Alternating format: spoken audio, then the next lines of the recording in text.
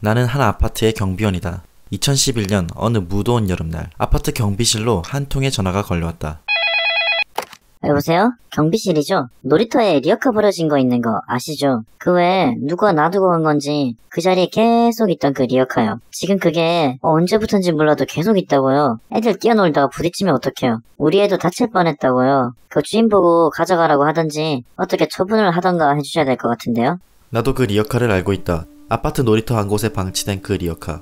언제부터인가 누가 버리고 간 건지 아니면 잠시 놔둔 건지 한참 동안이나 놀이터에 내버려져 있었다. 주인이 있는 물건이겠지 하고 생각했고 그래서 그동안 함부로 치울 수 없었다. 하지만 민원이 들어왔으니 어디 한쪽으로 치워둘까? 놀이터에 도착해보니 리어카는 그 자리에 역시나 그대로 있었다. 나는 리어카를 끌기 시작했다. 그런데 뭐지? 안에 뭐가 있잖아. 리어카 안에는 아이스박스 하나가 있었는데 뭔가 안에 가득 찬 듯이 리어카를 끄는 순간 묵직한 무게감이 느껴졌다.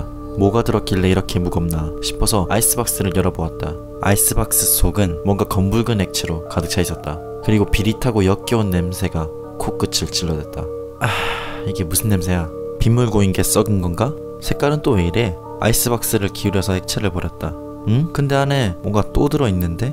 이번에는 비닐에 칭칭 감겨진 낡은 캐리어가 보였다. 그리고 이 캐리어 또한 안에 뭔가 들어있는 듯이 꽤 무게감이 느껴졌다.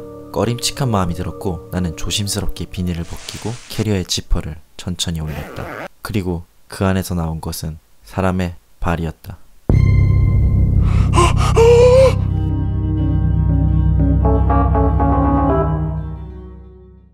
과연 무슨 일이 있었던 걸까요? 시간은 1년 전으로 거슬러 올라갑니다. 한 커뮤니티 사이트에 올라왔던 로드뷰 사진.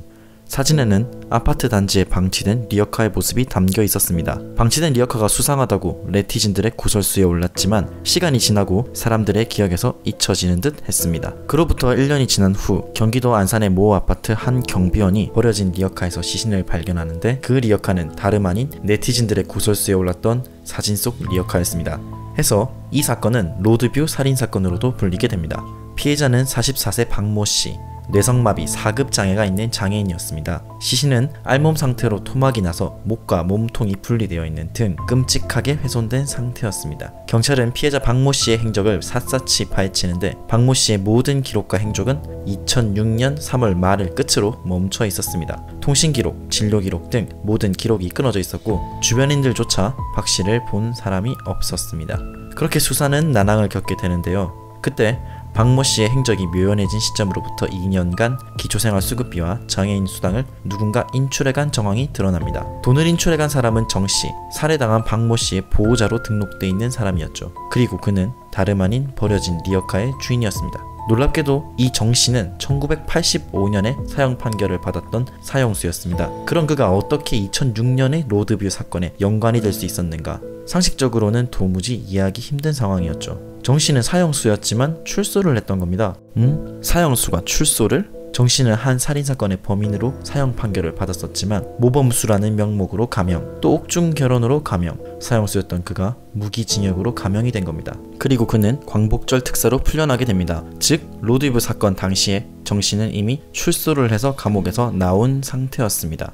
그리고 더욱더 의심스러운 정황이 포착되는데 보호자인 정씨가 피해자와 동거를 했었다는 목격자의 증언이 나온 것이죠. 이로써 모든 정황이 가리키는 것은 바로 유력한 용의자 정씨. 경찰은 정씨의 거주지를 확인하고 신변을 확보하기 위해 박차를 가하는데 갑자기 모든 수사가 중단됩니다. 정씨의 신변 확보가 불가능했기 때문이죠. 정씨는 이미 이 세상 사람이 아니었습니다.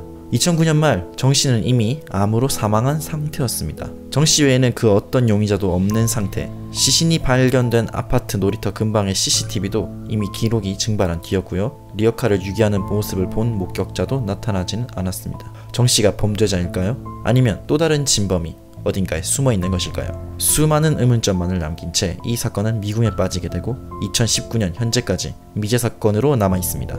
피해자 박씨는 본인도 장애가 있음에도 불구하고 봉사를 하고 또 다른 장애인을 돌보고 남을 도우면서 살아왔다고 합니다. 그랬던 박씨가 왜 이런 끔찍한 비극을 겪어야만 했던 걸까요? 언젠가는 이 사건의 진실이 밝혀지기를 바랍니다. 끝까지 영상 시청해주셔서 정말 감사합니다.